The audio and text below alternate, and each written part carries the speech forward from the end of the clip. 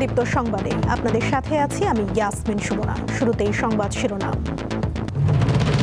রাজধানী সহ সারা দেশের ফিলিং স্টেশনে মিলছে না জ্বালানি, তেল না পেয়ে ফিরে যাচ্ছেন গ্রাহকরা। বাংলাদেশের 6টি জাহাজকে হরমুজ প্রণালী পার হওয়ার অনুমতি দিয়েছে ইরান, ব্রিফিংয়ে রাষ্ট্রদূত। দেশের বিভিন্ন জেলায় হামে আক্রান্ত রোগী দিন দিন বেড়েই চলেছে, এদের মধ্যে শিশুর সংখ্যা বেশি।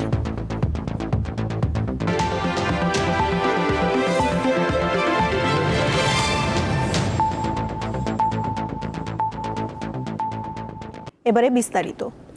রাজধানীর অনেক ফিলিং স্টেশনে আজও মিলছে না জ্বালানি তেল। সকাল থেকে বেশিরভাগ পাম্পে গিয়ে ফিরে যাচ্ছেন গ্রাহকরা। পাম্প কর্তৃপক্ষ বলছে, ডিপো থেকে যতটুকু তেল আসছে তা কয়েক ঘন্টার মধ্যেই শেষ হয়ে যাচ্ছে।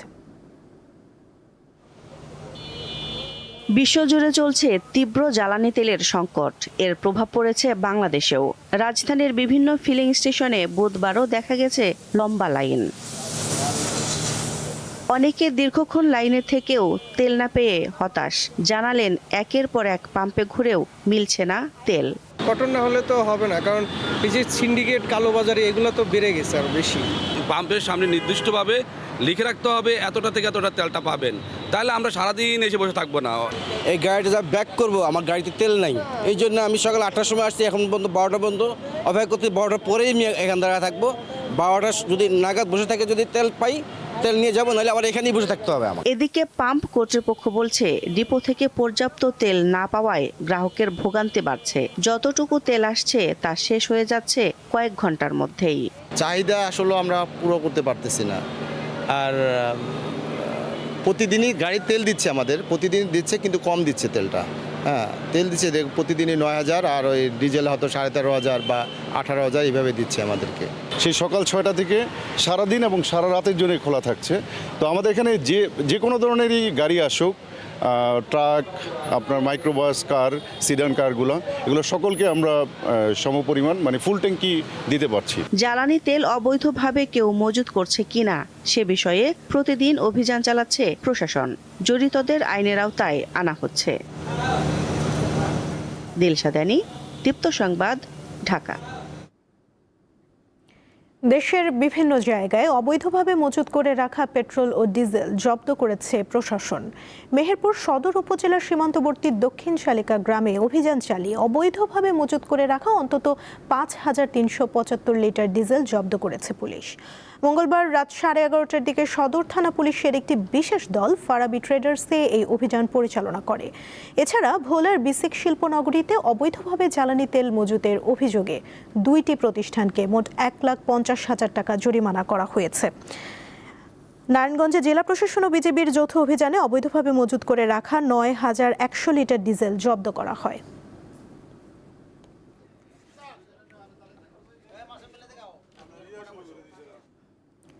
এই মুহূর্তে গাজীপুর থেকে জ্বালানি তেল সংকটের খবর জানাতে যুক্ত আছেন আমাদের সহকর্মী জাহাঙ্গীর আলম। কথা বলবো তার সঙ্গে। জাহাঙ্গীর, গাজীপুরের পাম্পগুলোতে তেলের সরবরাহ কেমন দেখছেন, আর চাহিদা মতো তেল সরবরাহ করতে না পারার বিষয়ে কর্তৃপক্ষ কি বলছে, জানাবেন আমাদের।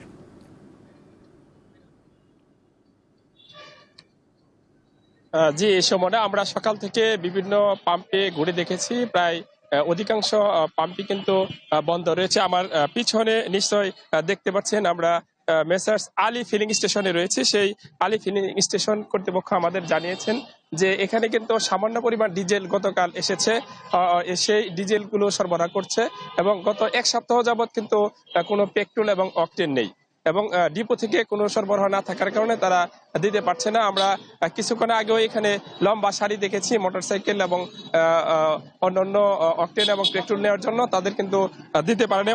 অনেকটাই বিব্রতর শিকার হচ্ছে কর্তৃপক্ষ। এই পাম্পের কর্তৃপক্ষ আমাদের জানিয়েছে গত প্রতি নিয়মিত যদি এই পাম্পটি চলে তাহলে প্রতি সপ্তাহে প্রায় 40,000 লিটার তেল সরবরাহ করে থাকে বিভিন্ন ভাবে। বিভিন্ন গাড়ি বা ডিজেল, শুধুমাত্র ডিজেল ব্যবহার করতে পারে। এই গত এক সপ্তাহে এই পাম্পে ডিপো থেকে সরবরাহ করা হয়েছে মাত্র 18,000 লিটার, এবং এর বাইরে অর্থাৎ প্রায় অর্ধেকেরও কম তেল সরবরাহ করা হয়েছে, যার কারণে কিন্তু এরকম আমরা আরো কয়েকটি পাম্পে যোগাযোগ করেছি, তারাও কিন্তু আমাদের জানিয়েছেন যে একই অবস্থা। এবং লম্বা সারিতে আমরা কিছুক্ষণ আগে পাশের আরেকটি পাম্পে গিয়েছিলাম, সেখানে কিন্তু লম্বা মোটরসাইকেল এর সারি রয়েছে, সেখানে শুধুমাত্র পেট্রোল 4500 লিটার পেট্রোল এসেছে। পাম্পের যে ট্যাঙ্কি রয়েছে সেখানে ঢেলে দিবে, এর জন্য কিন্তু প্রায় শতাধিক মোটরসাইকেল দাঁড়িয়ে রয়েছে।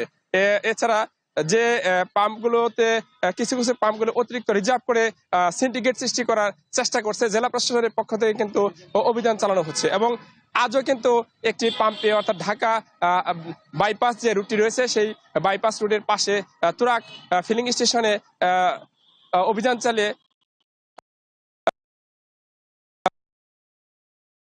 টাকা জরিমানা করা হয়েছে। পাশাপাশি বিভিন্ন দোকানপাটগুলোতে যদি তেল অবৈধভাবে মজুত করা হয় সেখানেও কিন্তু প্রশাসন অভিযান চালিয়ে তাদের বিরুদ্ধে ব্যবস্থা নিচ্ছে। এবং পাম্প কর্তৃপক্ষ চেষ্টা করছে যে তাদের তেল আসা মাত্রই যেন গ্রাহকদের কাছে পৌঁছে দিতে পারে। তবে পর্যাপ্ত সরবরাহ থাকলে পাম্প কর্তৃপক্ষ কিন্তু সরবরাহ করবে বলে আমাদের জানিয়েছেন। সুমনা, গাজীপুর থেকে জানাচ্ছিলেন সহকর্মী জাহাঙ্গীর আলম। দেশের বিভিন্ন জেলায় হামে আক্রান্তের সংখ্যা বাড়ছে, এদের মধ্যে শিশুর সংখ্যাই বেশি। বরগুনায় 250 শয্যা জেনারেল হাসপাতালে 18 জনের শরীরে হামের সংক্রমণ নিশ্চিত হওয়া গেছে। পাবনাতেও বাড়ছে এই রোগে আক্রান্তের সংখ্যা। ময়মনসিংহ মেডিকেল কলেজ হাসপাতালে গত 24 ঘন্টায় নতুন করে হামের লক্ষণ নিয়ে 21 শিশু ভর্তি হয়েছে। মঙ্গলবার সকাল 9টা থেকে বুধবার সকাল 9টা পর্যন্ত তাদের ভর্তি করা হয়। বর্তমানে চিকিৎসাধীন আছে মোট 64 শিশু। এছাড়া গত 2 সপ্তাহে হামে আক্রান্ত হওয়ার পর অন্যান্য জটিলতায় চিকিৎসাধীন অবস্থায় মারা গেছে 5 শিশু।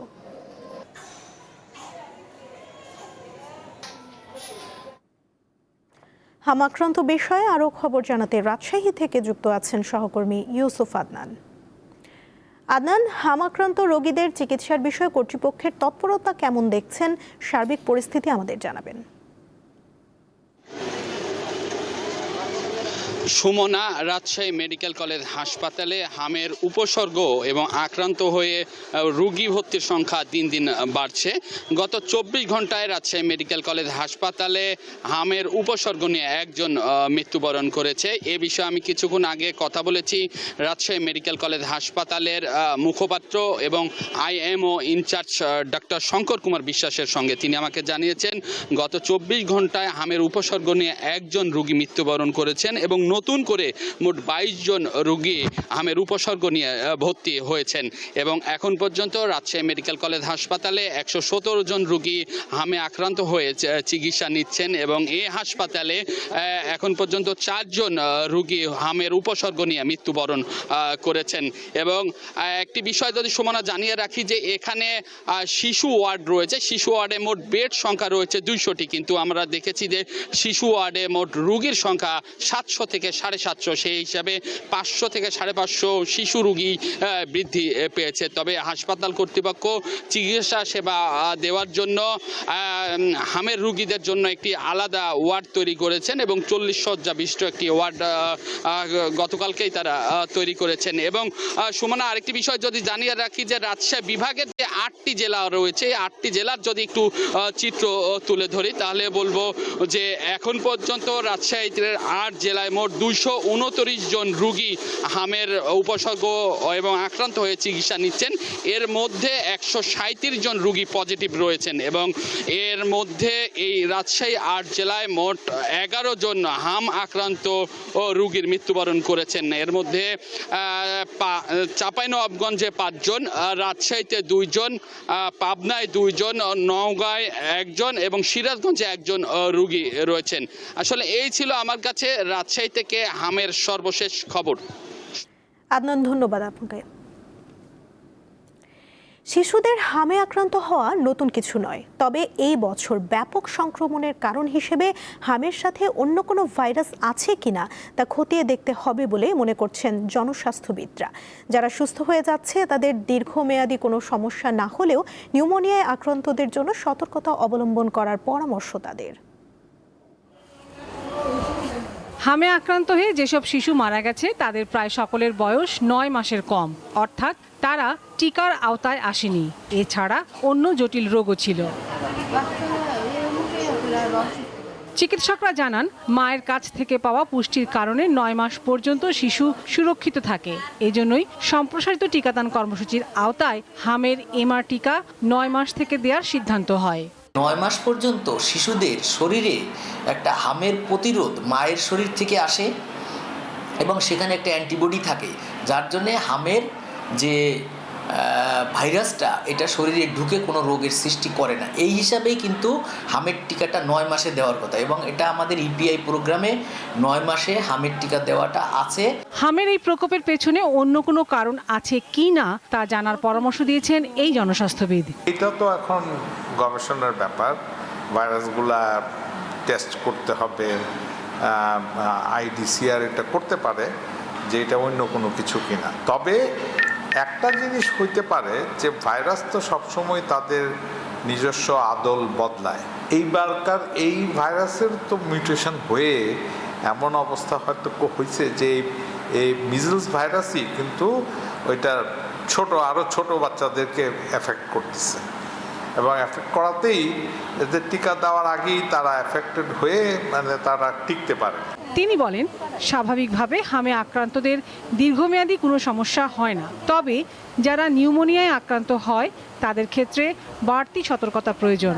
সাধারণত কোনো পরবর্তীতে লং টার্ম কোনো ইফেক্ট হয় না।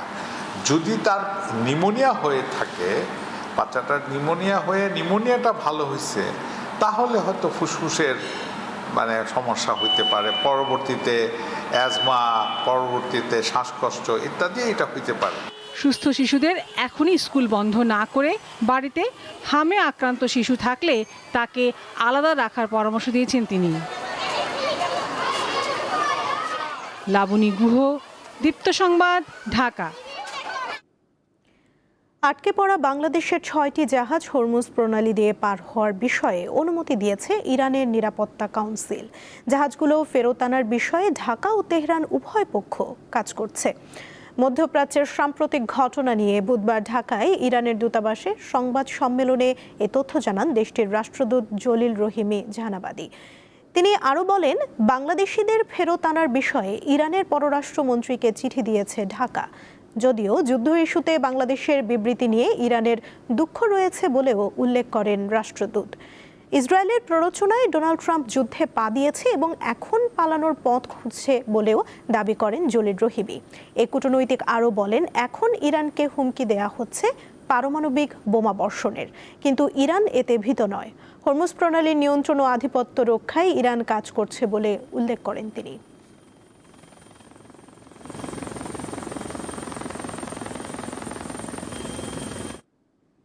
এবারে কেওয়াই স্টিল চট্টগ্রাম সংবাদ।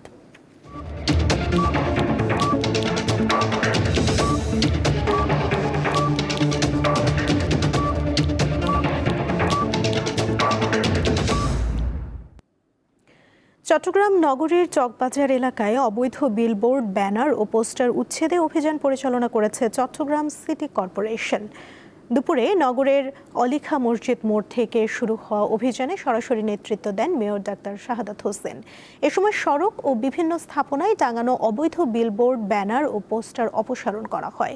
মেয়র ডাক্তার শাহাদাত হোসেন নিজের ছবি সম্বলিত একাধিক ব্যানারও অপসারণ করেন।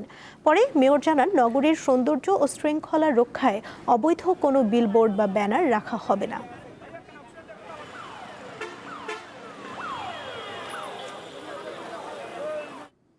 কুমিল্লার দাউদকান্দি, নিমসার ও চান্দিনায় আলাদা সড়ক দুর্ঘটনায় অন্তত 5 জন নিহত হয়েছেন। নিহতরা হলেন দাউদকান্দি উপজেলার গৌরীপুর এলাকার আব্দুল বারেক, একই গ্রামের মোস্তফা, নোয়াখালীর বেগমগঞ্জ থানার লালপুর গ্রামের জহিরুল ইসলাম ও মেহেরপুর জেলার কেশবপুর গ্রামের সোহেল রানা। অপরজনের পরিচয় জানা যায়নি। ঢাকা চট্টগ্রাম মহাসড়কের বিভিন্ন স্থানে বুধবার সকালে এসব দুর্ঘটনা ঘটে।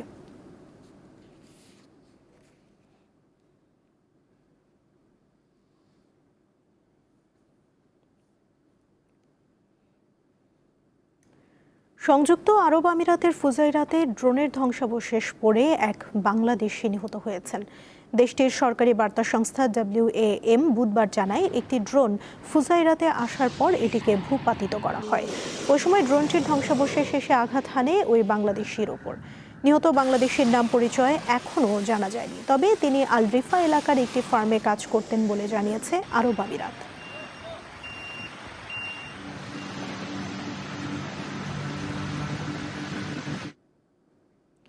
রাশিয়ার ক্রিমিয়ায় একটি সামরিক পরিবহন বিমান বিধ্বস্ত হয়ে কমপক্ষে 29 জন আরোহী নিহত হয়েছেন। স্থানীয় সময় বুধবার সকালে এই তথ্য জানায় দেশটির প্রতিরক্ষা মন্ত্রণালয়। কৃষ্ণ সাগরের কাছে ক্রিমিয়ায় একটি পাহাড়ের চূড়ার সাথে ধাক্কা লেগে বিমানটি বিধ্বস্ত হয়। মন্ত্রণালয় আরও জানিয়েছে, স্থানীয় সময় মঙ্গলবার সন্ধ্যায় বিমানটির সঙ্গে যোগাযোগ বিচ্ছিন্ন হয়ে যায়। প্রাথমিকভাবে কারিগরি ত্রুটির কারণে দুর্ঘটনাটি ঘটেছে বলে ধারণা করা হচ্ছে।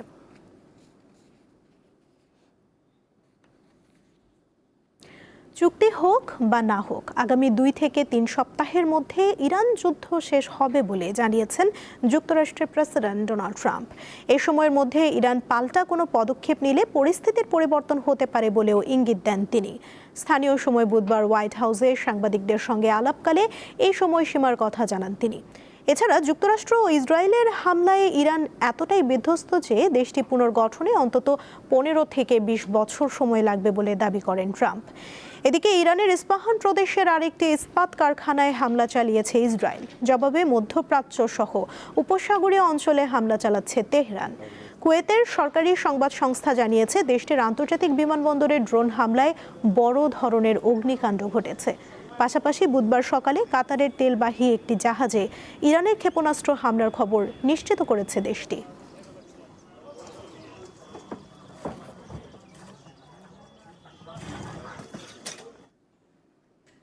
খেলার খবর। গত 16 বছর স্বৈরাচারী আওয়ামী লীগ সরকারের আমলে ক্রীড়া ক্ষেত্রে উন্নয়নের নামে মেগা দুর্নীতি হয়েছে বলে মন্তব্য করেছেন যুব ও ক্রীড়া প্রতিমন্ত্রী আমিনুল হক। বুধবার দুপুরে সিলেট জেলা স্টেডিয়াম পরিদর্শন শেষে সাংবাদিকদের প্রশ্নের জবাবে তিনি কথা বলেন। এছাড়া আগামী 30 এপ্রিল প্রধানমন্ত্রী সিলেটে নতুন কুড়ি স্পোর্টস এর উদ্বোধন করবেন বলেও জানান প্রতিমন্ত্রী।